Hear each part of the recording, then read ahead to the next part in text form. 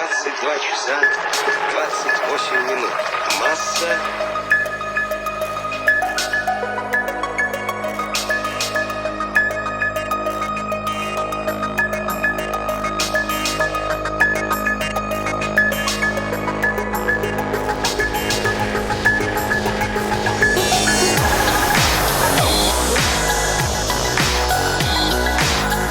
We choose to go to the moon. We choose to go to the moon.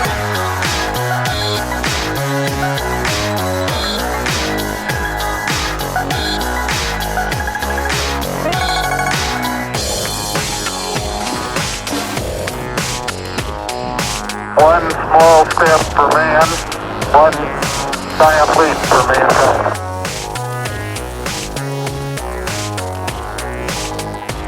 Touchdown, we have touchdown. Exit home. Start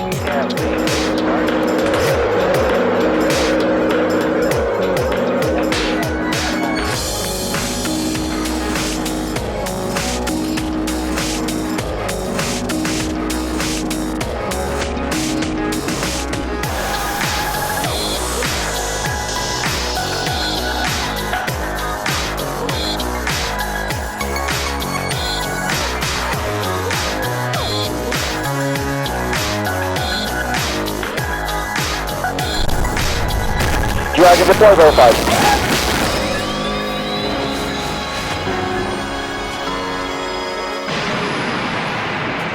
So you totally heard about the thing where America, in order to beat Russia to the moon, was just going to blow up the moon. Going to be way easier than actually landing humans on the moon. Is that a real thing? We were actually going to... We thought we could blow up the moon? Yeah. Yeah, just obliterate it. That way we would just, nobody, it's sort of one of those like, if I can't have you, nobody can, kind of things. Welcome to Spacevidcast. My name is Benjamin Higginbotham. With me, as always, is beautiful, lovely, wonderful, and talented Ariane Higginbotham will be our hosts for this show. We're going to start off with some space news. Then we're going to go into our main topic, asking what is China doing? And then... And we'll be talking about that for the next 3 months. Kind of. We'll talk about the main topic. And then in the last part of the show, we normally do viewer comments, questions, interact with you guys. But this particular show, we're also going to be talking about some of what we want to do in 2013, some of our plans. So usually that's stuff for After Dark, so we're going to give you just a small taste of what we do in After Dark right here in the regular show. So Not only that, but that's also the section where Carrie Ann hears about the crazy schemes Ben has been thinking up and not discussed with her at all. Absolutely. But let's go ahead and get started with some space news. First off, Sabre engine. I love this. For anyone who These follows... are the people who bought Dunder Mifflin, right? Yeah, exactly. Sorry, go on. That's hilarious. No, the company is not Sabre. It's Reaction Engines. Gotcha. But they are working on a very hard problem, which is getting basically it's an engine that allows us to do something called single stage to orbit, which means I'm doing a terrible job explaining this. Traditionally, all right, I'm cutting back to me. Traditionally, in a rocket, you've got multiple stages. Yes. Right? So you lift off, and you've got your first stage, and that goes for the first couple of minutes. Well, like on the space shuttle, you had the actual plane-looking part, and then you had the boosters on the side, and you had all of these different parts exactly. that kind of would end up falling away. They would and fall those away. are different stages, They're right? different stages, that's correct. And you blow them away, you drop them back to Earth, because you don't want that extra weight to come up with you during ascent. So like a rocket, like a Falcon rocket or a Saturn V, Ariane, any rocket, you're going to see, after a couple minutes, the first stage falls away, the second stage ignites, it does its thing. And for different rockets, it's different parts. Exactly. It's not all, right? That's and so correct. this would be no folly downy parts. No folly downy parts, single stage to orbit, and highly reusable. The thing, single stage to orbit doesn't necessarily mean it will be cheaper, but it does mean if you build it correctly, you could kind of do it in a plane configuration, and that's what these guys are working on. It's fully reusable because nothing comes down. Because usually when you expel those other stages, they fall down to Earth and they die. And they go away, with the exception of the solid rocket boosters for the space shuttle. Right, solid rocket, because they fall in the ocean, right? And so you had to refurbish those every time. Well, the external tank fell in the ocean too, but it burned up kind of. But in this case, it's basically a space plane. So this plane launches like a plane, flies into space, can go to low Earth orbit, which is different than Virgin Galactic. It cannot go to low Earth orbit. That's suborbital only. I believe that's true. I believe So it it goes was way low Earth higher. orbit. It goes way higher. That's cool. And it's still a conceptual engine. So Right. basically the point of it is this engine. And they have now passed a couple of additional tests that prove that, yes, this is a real thing. We can actually do this. Now, there's a bunch of money being dropped into this. It's like $15 billion spent on this so far. But this could be, because I've talked about it many times on the show, this could be one of those game changers that changes the propulsion to get off of Earth, to help get us out of our gravity well. And even if it can't bring a whole lot to low Earth orbit, if it can just bring a few humans and then we can, from there launch something else. Just a few humans. Is there like a good reason why it's all curvy uppy like that? Oh yeah, going back to the shot of the engine. Just- No, I have. I mean, I'm clearly not a rocket scientist. I have no but idea. if anyone in the chat room can tell me what the thought process may be behind that, because that's not just like my imagination No, of looking at things. It does look a little Curved. right? Yep. So I don't know. So the neat thing about this engine is it basically converts from an airplane engine to a rocket engine, and it just uses the same fuel to do that. Nice. So yeah, it's kind of like, oh well, not enough air, rocket. So I'm excited about the Sabre engine. And speaking of, so the space plane we were talking about, the Sabre engine from reaction engines, that engine can go into the space plane, which is called Skylon. That's the space plane plan. But they also announced something called LapCat. Check this out. So there is an Airbus A380, which is a freakishly huge plane. Now, I realize this isn't space. This part of the program isn't actually space, but Right. it was really cool, so we're going to talk about it anyhow. Okay. This is LapCat. This is basically, if you remember the Concorde, They which know that lap cats are tiny, right? They fit on your lap. I don't know. It's actually all capitalized, so I assume it stands for something. Okay.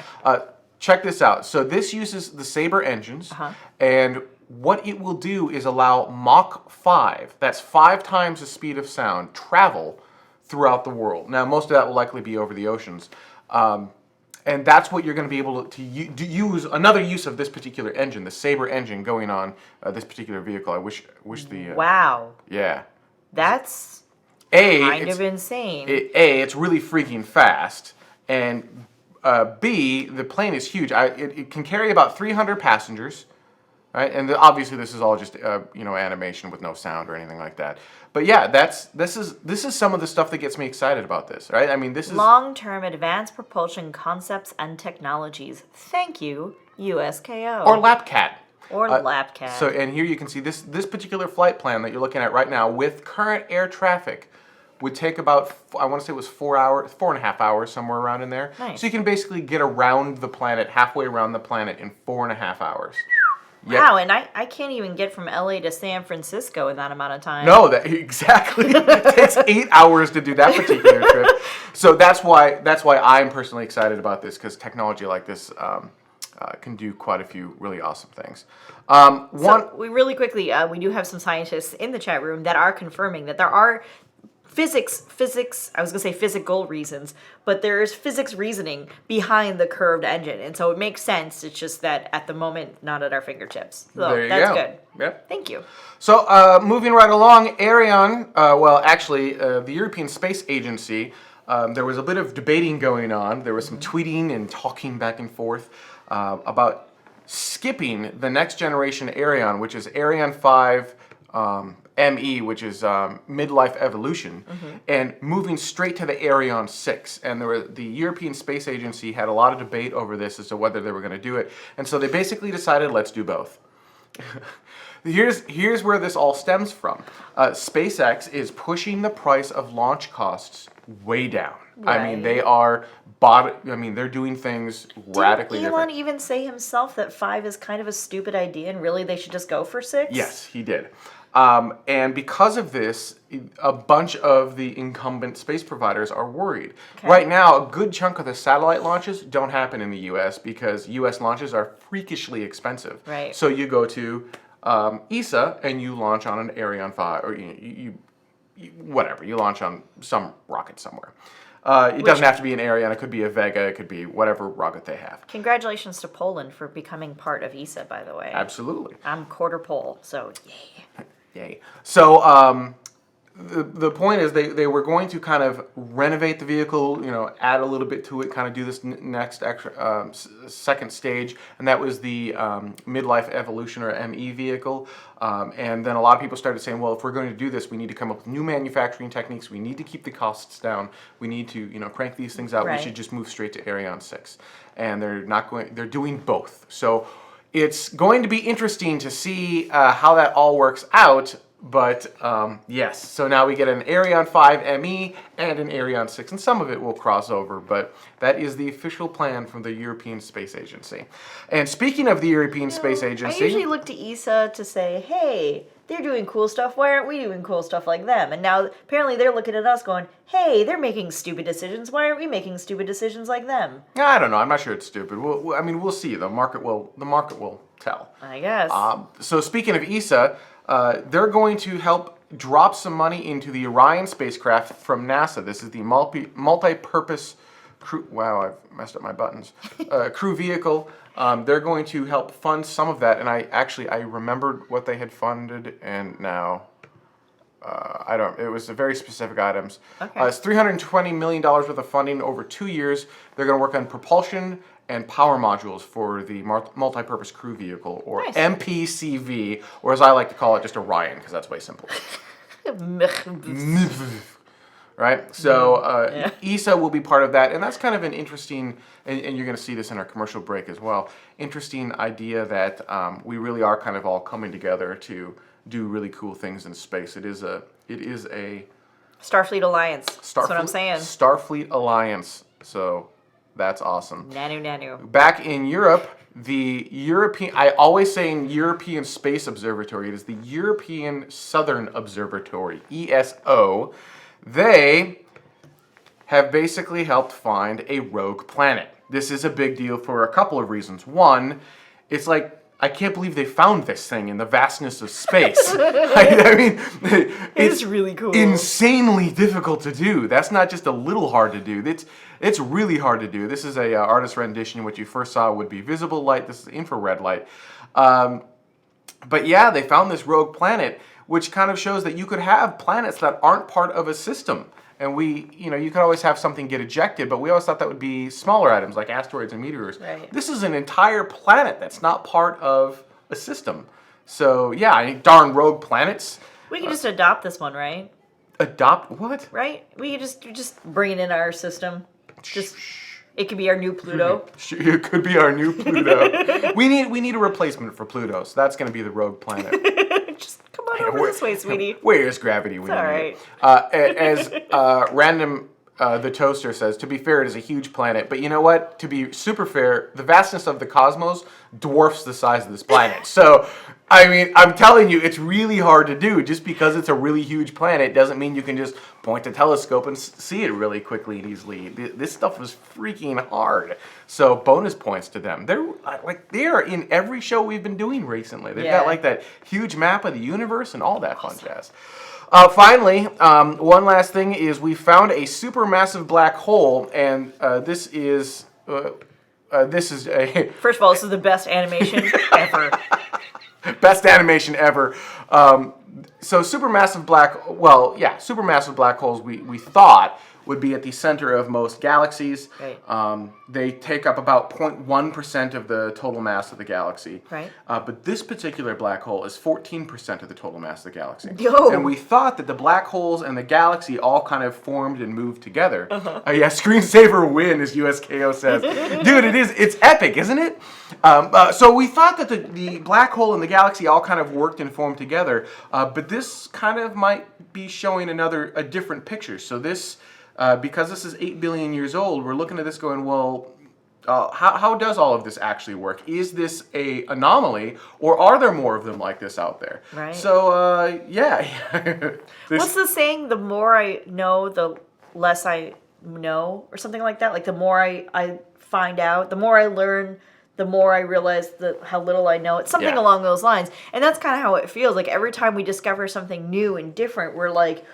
That's so awesome! It totally goes against everything we already thought! But I think that's really cool. I don't know. Yeah, There you go. it's fun. So, all right.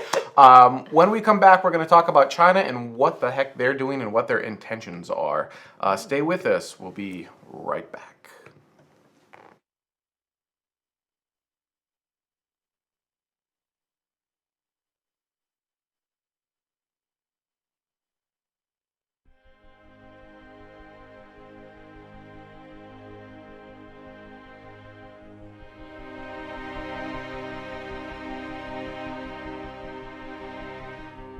As the most forward deployed citizens of the planet at this moment, we, the first expedition crew aboard Space Station Alpha, we are well started on our journey of exploration and discovery, building a foothold for men and women who will voyage in places far away from our home planet.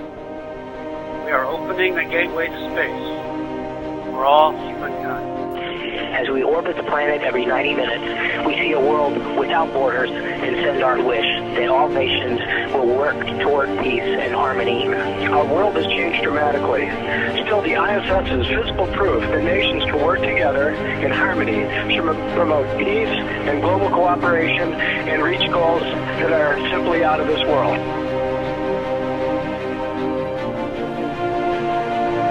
This night, I'd like to share with all our good fortune on this space adventure, our wonder and excitement we gaze on the Earth's splendor, and our strong sense that the human spirit will do to explore, to discover, has no limit.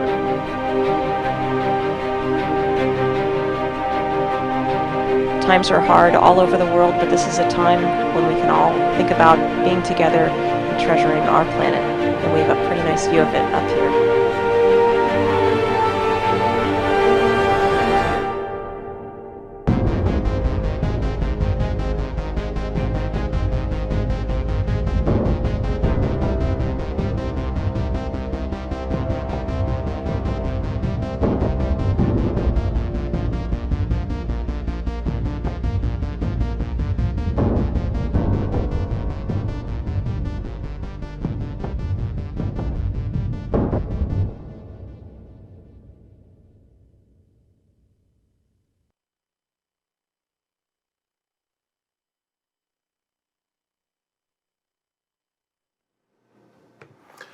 Welcome back. All right, so there were a couple of stories that came out of China fairly recently.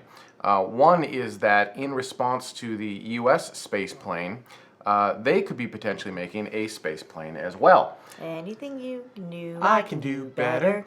And that alone, in and of itself, isn't that big of a deal, right? I mean, we made one, so it would actually kind of only make sense. I mean, it's not like we own the technology. nope, not really. And actually, there's a picture of that. If you go to that link, there's a picture of that. I probably should have brought that up in the show, but it's just this little jobbery Jew that sits underneath the plane. And we don't really know. They're not exactly being forthcoming about the project. But the other part of this comes in this particular story, which is JAXA, the Japanese aerospace Exploration Agency. Thank you. Rocket information has been stolen via a computer virus, and they believe they traced that back to China. Ouch. Yep. Dude. Yeah. Seriously? So it looks like China is not only trying to copy what is already being done, which, okay, that's fine, but also trying to steal information from other space agencies for what? And Dude. we've talked a lot on the show about China and kind of where they're at. And there's actually been quite a bit of debate. Is China where we were with the Apollo program, and how long it's taken for them to do certain things. And it really is truly comparing apples to oranges. And I'm okay with it up until the point where they're stealing information from competing agencies. Yeah. Having a good, healthy competition between agencies, not a cold war, but a little bit of national pride's okay. Competition right? and cooperation. Coopetition, yeah. Right. I mean, we've seen that a lot. ESA and NASA particularly have a really great relationship, but the Russian Space Agency and NASA have a decent relationship as well. And so, each program is doing their own thing, but sometimes you need to share some resources or some people, or you need to share information, whatever it is. And really, my mother usually taught me that there's no harm in asking, because the worst thing they can say is no. So I'm not really sure where China sort of gets off trying to be all 007. Well, remember, we've told China no a lot. Well, we have, but has JAXA? Well, JAXA's part of the ISS, and China has wanted to become That's part true. of that program for a while, We've and we told keep them telling no. them no. So, maybe that was our own dumb mistake. As Vax in the chat room says, they've been doing this for decades. It's not a surprise. It is true. That's true. They have been doing this for a very long time. It's not really a surprise, but it does bring up a valid question of, so then what are their intentions? If they are stealing this information, if they are copying space planes, my hope, looking at the best in people, is that their intention is to, push humanity forward, see what science and technology they can get out of it, maybe a little bit of national pride, but not as a nefarious item. But with actions like this, it makes it feel like, okay, maybe they do have a different agenda. So, and as USKO says, their intention is to look good, but stealing information doesn't make you look good. So this is the point. This is what we would love to engage you guys in, right? What do you think China's intentions are? Are they good? Are they bad? Are they both? What does it mean? So JAXA may have lost some information related to the solid rocket boosters that they use. Yeah. What kind of impact does that have? Is that good? Well, it's not good. I don't see any upside to that. But what's the downside? What could potentially happen? And why do they need that? They've got rockets. They're building stuff pretty quickly. They've got new engines they're developing in-house. China as an entire state, if you will, there's so many people there, and the more people you have, it seems to me that statistically speaking, the more chances of having really intelligent people available to you goes up, right? Like, I have access to, 100 people, I maybe get one genius, but I have access to 1 million people, I get like 3 or 4 geniuses. Like, that seems to make some sense to me. It seems very bizarre that they would then go out and try and steal, or effectively steal, other people's information. Now, One Kill Wonder. One Kill Wonder. There we go. I got it. Well, it's split in two lines. Yeah, it's sorry hard for to us. see. Sorry. Says every country steals information from others. If you don't spy on others, others will spy on you anyhow. And then, that may be true, right? It's completely possible that the U.S. is taking information from China. I guess the difference is we don't get caught, or at least I don't hear about it. And our media is a little bit more unforgiving in items like that. But even so, we kind of know what our stance is on everything because we're very open about it. China isn't. So I guess that's where some of the concern comes into play. And I don't think this should turn into another Cold War or a us versus them kind of thing, but it does raise certain red flags for me. And as an American, like, we have to speak, we can only speak as Americans, honestly. We can't speak for other countries and how they're feeling, and really these are only our personal opinions anyhow. I just want to make that really clear. I don't want anybody else because we do have an international audience, I don't want anybody else thinking like, well, we don't really care. I mean, I'll be frank, I'm not saying they're doing anything bad, I'm just saying this looks weird when you combine those two stories back to back. And what happened was I was surfing Reddit, I'm looking at this stuff, and I swear to you, the two stories were, one underneath the edge, and like something in my brain went, uh-oh, this doesn't seem right. Something seems really wrong here, and I don't know why. Maybe the two stories have nothing to do with each other, but it just feels weird to me. It feels wrong. It feels like something is up. Yeah. Some bigger agenda is in play. And the easy thing to say is, of course there's a bigger agenda. They want to steal your technology so that they can go to the moon and do whatever. Or they can, trump everyone in space. But my question is then, what's the end game? Right? Are they putting missiles in space? I'm not saying they are. I'm asking a question. Are they going to put missiles in space? Right. And if so, what's the point? I mean, you shoot them down. Missiles in space don't necessarily mean that they're better. Right. Are they going? I mean, what's the end game? That's true. We don't really have an international space law of finders keepers, right? Well, kinda. Well, but you know what I'm saying? Like, so I mean, if they get to Mars first, like 10 years before anybody else, say they get to Mars, then what? They're going to keep us off of Mars?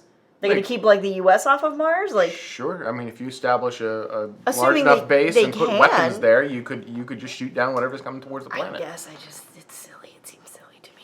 Yeah. So that is the main topic for this week's show: is what is China's plan? What do you think that they're up to? This will be definitely fun to talk about in the next show. This will be an interesting, and keep it civil. I do ask, keep it civil, and I realize 9 times out of 10, YouTube spirals out of control into this whatever. But we do have other channels where that doesn't happen.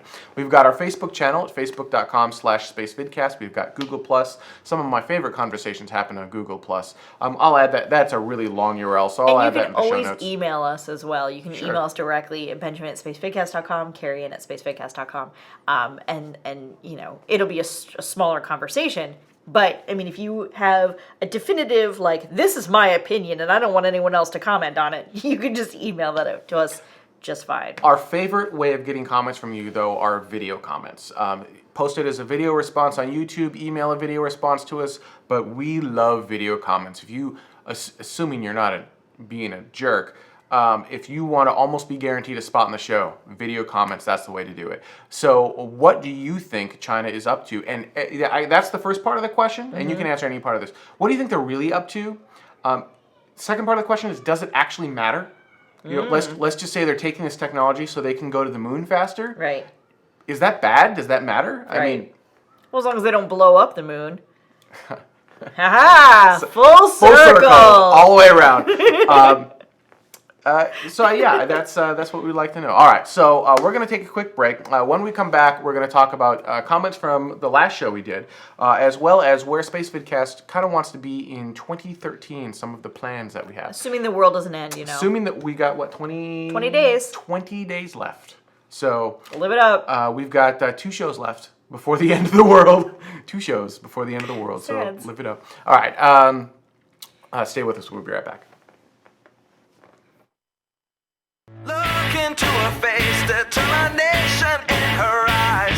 She won't give up or quit or fall for little fashion lies. Filled with awesome expectation, this girl's a fascination, and nothing in her way will keep her from her destination. Cause she's fire walking, she's fire walking. When it's hot, she keeps on moving, through the heat keeps on improving. Yeah, she's fire walking.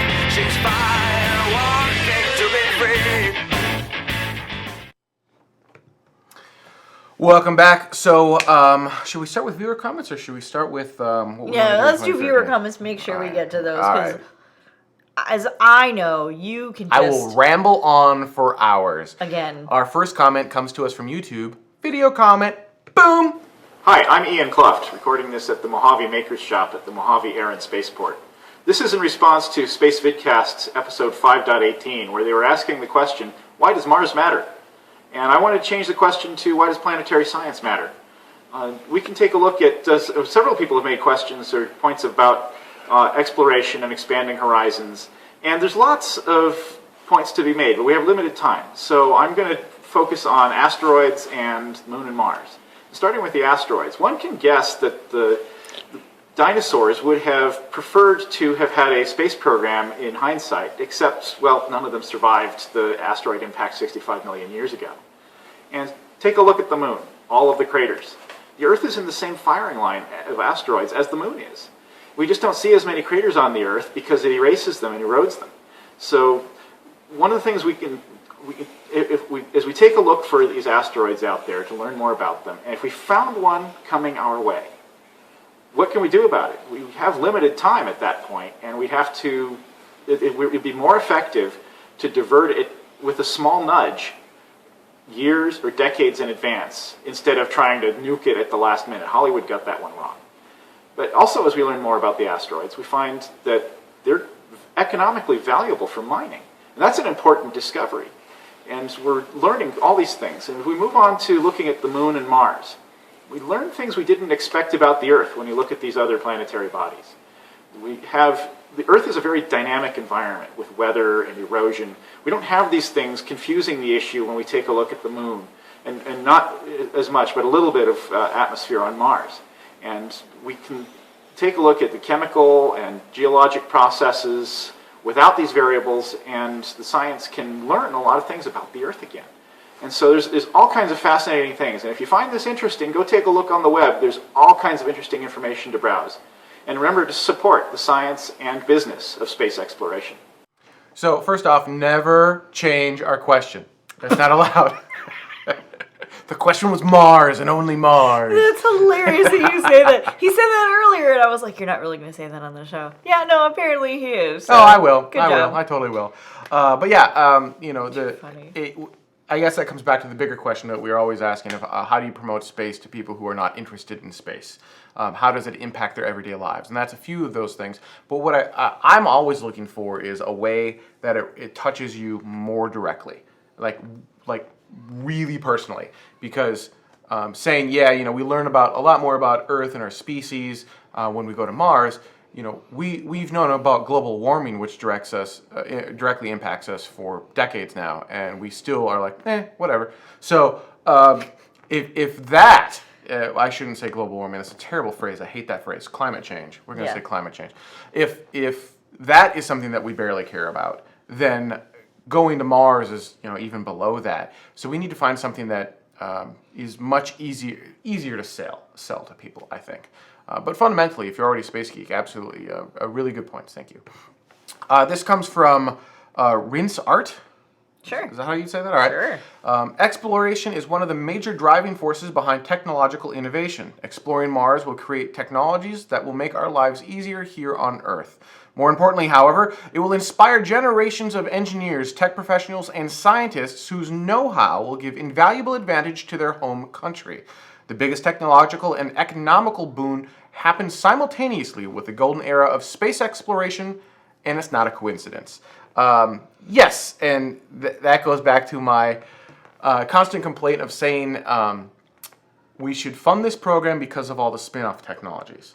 The spin-off technologies are good. I'm not downing the spin-off technologies, but if you want the spin-off technologies, then fund those directly.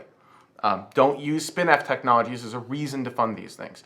Having said that, I do agree with the point of it does inspire people in science and technology, engineering, math, and the more people you have in those fields, the more that community will rise up, and the more they'll be able to do, and the more amazing products they will be able to create, the better quality of life they will generate for everyone in that community. And the less of those people you have, the lower quality of life you're going to have in that area. So I totally agree that doing things like that will absolutely raise the quality of life. I think seeing some of these aerospace companies that are trying to push the bounds of where humanity is going is a great example of that. Because you look at the communities in which they're in, and those communities are booming right now. And the aerospace companies who are not pushing the bounds, they're just, regular old communities, if that makes any sense. You agree, disagree? Yeah, I agree. All right, I'll let you. You want to read this one? Sure. All right, ready to go. He only did that because it's a really long one. Pretty much, and I knew I would stumble. Pretty much. So I've been enjoying your show for quite a while now, thanks to the Roku channel, by the way. Woohoo, Roku! I'm hoping you can explain the distaste folks have for the SLS, the Space Launch System, as it were. Yeah. Yes, I did have to think about that, sorry. The impression I get is that people think money is being thrown away on the project. From what I understand, the whole point of the SLS, the Space Launch System, is to create a super heavy lift rocket with mostly spare parts and used hardware. 15 spare and used RS-25 shuttle main engines, used SRB segments, etc. Solid rocket boosters. Solid rocket booster segments. It seems to me that it would be financially foolish not to use that hardware. I can't think of a cheaper way to develop a super heavy lift rocket, and that is from Mark Trotter. Well, thank you, Mark. Actually, there are a couple problems. One, reusing old parts from the 70s is actually more expensive, generally speaking, than less expensive. So let's not... Wait, let's back up really quickly. Yeah. The initial concept is a great idea. Reduce, reuse, recycle, all of that stuff. We love that idea. No. Yes, in general. In general, like, yes, my soda can I will take and I will send it back, recycle it, and melt it back down into a new soda can. Right. However, using these particular parts... that, again, were manufactured really long time ago, used a whole bunch of times, got kind of crappy in the instance, between here and there. And a lot of places aren't making them anymore. So, in other words, taking your Model T and try to race it on the Autobahn, not gonna happen. Not a good idea. Not a viable option, unfortunately. Does that help? Well, yes, it is a viable option. Otherwise, we wouldn't be doing it. So, it is a possibility. Well, yeah. And the thing is, there are many better ways to do this. And that's pretty much the problem. The problem most people have with the Space Launch System is that twofold. One, it doesn't have a reason for being. We're going to have this super heavy lift rocket, which is awesome. Where is it going to go? Is it going to go to the moon? Is it going to go to Mars? Is it going to go to an asteroid? We don't know. Well, where's it going to go? What's its point? It has no defined destination. So we're building a rocket to nowhere. We're building a rocket without a point, which means the engineers can't really design it for going to the moon, because going to the moon is a little different than going to Mars, and you might want to design your spacecraft differently depending upon where you're going, which means your lift capability would be different. Hard to say. So that's problem number one. Problem number two is engineers did not design the Space Launch System. Senators designed the Space Launch System. There are requirements written into law telling NASA engineers what they are allowed to use from a fuel standpoint. Basically, it's a jobs program. The Space Launch System keeps jobs in certain areas where the old shuttle manufacturers were, and it basically favors those old shuttle manufacturers. It doesn't matter if it's cheaper, better, or faster to do it some other way. It doesn't matter if we've come up with new engineering techniques over the last 30 years that help us improve that. That doesn't matter. It's more important to keep those jobs, and because of that, it drives the price sky high. So this was the problem with Constellation, Ares 1, Ares 5. The Space Launch System is pretty much a rehash of Constellation with less vision for where it's going to go. So it's, in my opinion, it's even less of a program than Constellation was. Although Ares 1 was, we'll leave it at that. So that's my opinion as to why SLS, the Space Launch System, doesn't make a whole lot of sense. That's why a lot of people in the space community look at SLS and just kind of shake their head, knowing that this is just going to get canceled. But I can see how on the surface it does sound like a good idea. When you say, look, we're going to reuse all these parts, it's going to be cheaper like, that way. Like, hey, we just have these parts lying around, you guys. They were working just fine 2 minutes ago. Why don't we just reuse them again? We'll just put them into a new rocket. Yeah. Right. That idea makes sense. But when you start sort of digging a little bit further, it doesn't. And Vax Headroom is mentioning in the chat room a project called Sea Dragon. I highly recommend you look that up on Wikipedia. One thing I just learned in the chat room is Sea Dragon had options to reuse its first stage. Sea Dragon would have been the largest rocket ever built, and dwarfs the Saturn V in every regard. In fact, it's so large, they couldn't even build a tower for it. You had to float it out to sea, half submerge it, and then launch it from the sea. That's how big this thing was. It was massive. It was expensive, but it took up so much payload in one launch that your total cost of pound to orbit was really, really low. So anyhow, fun, interesting things. All right, next final comment comes to us on Facebook. It's from Jeffrey. Regarding the Mars debate, I would argue that before looking at other planets to expand after Earth, we should focus on improving our technology to get there, and in the process, slow down the rate at which we consume Earth. I'll let you guys continue reading that. But the general idea being, we don't quite have the technology necessary to get to Mars perfectly safely now, so we should wait until we do have said technology, and once we have the technology, implement it then. And okay. I understand that line of thought, in that line of reasoning, but I wholeheartedly disagree with it. If you want to push the frontier, you need to take some risks. Right. You need to be willing to push the frontier, and if you want to get to Mars, then you're going to have to push. And that means you're going to need to go a little bit earlier than you thought you were ready to go. When they announced Apollo going to the moon, a decade before it was ready, they didn't really announce Apollo. They said, we're going to the moon in a decade. Right. We did not have the technology to make that go. Straight up, we did not know how we were going to do it. We had not done rendezvous in space before. Right. We hadn't done Mercury and Gemini programs before. We had no idea how to make this work. Right. And it took that goal and a specific timeline, aggressive timeline to force us forward into that. And look at the amazing technology that came out of that. When we were forced to better ourselves, we actually did.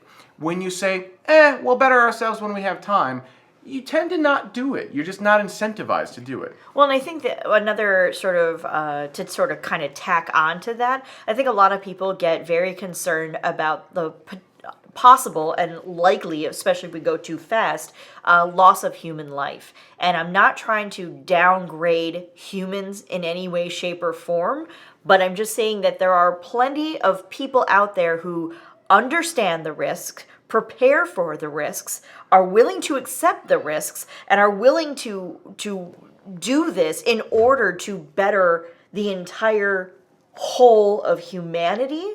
I think we've become so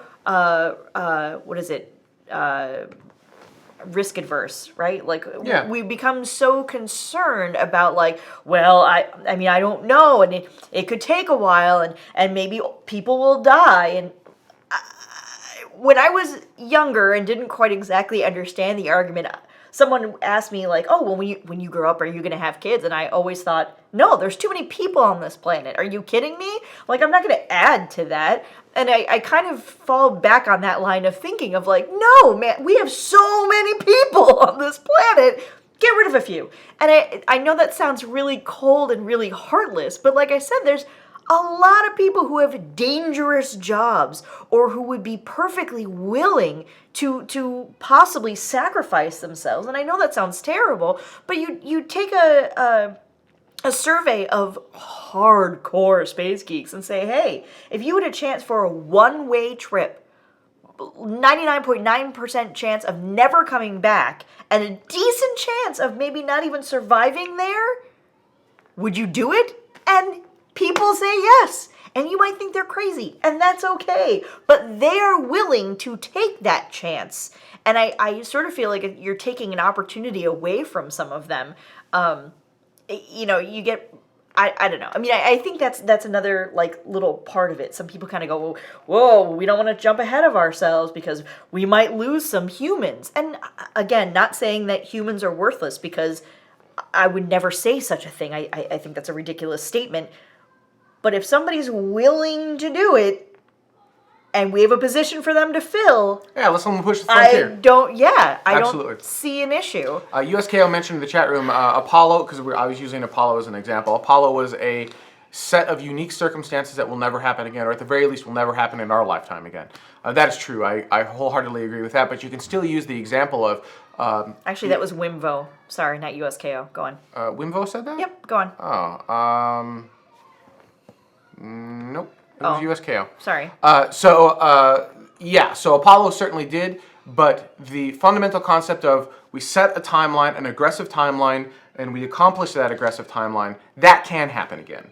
So the overarching idea is, if we decide to set an aggressive timeline and reach for that, we could actually have the benefits of Apollo without having kind of the Cold War aspect of Apollo. So it's possible to have all the best parts of Apollo and leave the worst parts of Apollo behind. And then we won't have flags and footprints. We could actually do it in a sustainable way. Right. It takes a little bit longer to do it that way, but that's really kind of exciting stuff.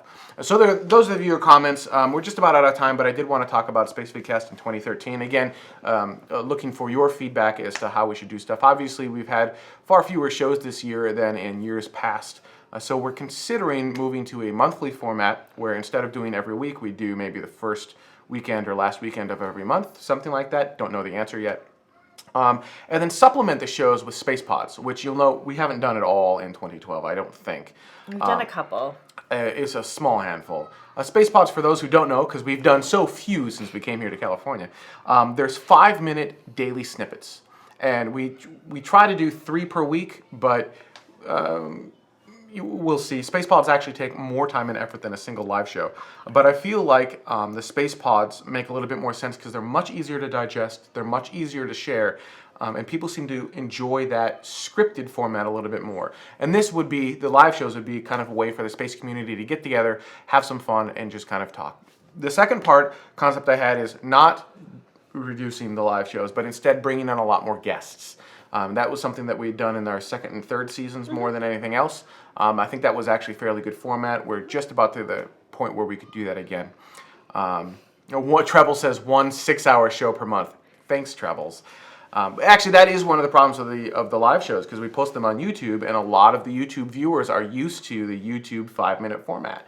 And when you see a show that is 40, 50, 60 minutes, your eyes glaze over and go, really? Can they be entertaining for an hour? And the answer is yes, of course we can. Duh. But that's why I think Space Pods. The other point I wanted to mention was when we moved to California, we lost some of our gear, one of them being our nicer, higher-end cameras. We're looking at bringing back some of that gear and kind of increasing that, and that will hopefully happen very, very soon, like this next week. I mean, pretty quickly. Yeah. Yeah, there's stuff that has in the next month or two. We do have Christmas coming up. Whatever. So hopefully that will happen very, very soon. If anyone's interested in what it will be, what we're looking to do is actually create a new live setup. So we'll have a new video switcher, brand new cameras, and a new broadcasting setup. And that will allow us to not only do these live shows, but more importantly we've got these AIAA meetings that we cover. Right. We'll be able to, if we don't have bandwidth, we can't cover it live, but we can do live to tape, which means we can get those posted way sooner. Yeah, right now it takes months, so we'll be able to do it much, much faster. So these are some of the things that... That was nice. See, that's a our calendar just popped up huge on the screen. We couldn't see anything else. Calendar doesn't want us to do that. Apparently, calendars. I thought CamTwist crashed, and I was going to be like, "Well, that just shows why we need to do that." Yeah, no, all right.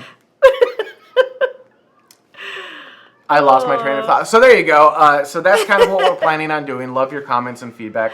One thing that will help us do this is your help with Spacevidcast Epic. Epic is our premium subscription program. That's where you get some of the really long form interviews from AIAA meetings. For example, when we do an AIAA meeting, or LA Space Salon, we'll have the guest and we'll show the part up until the Q&A, and that's available for free for everyone so they can see what the speaker had to say.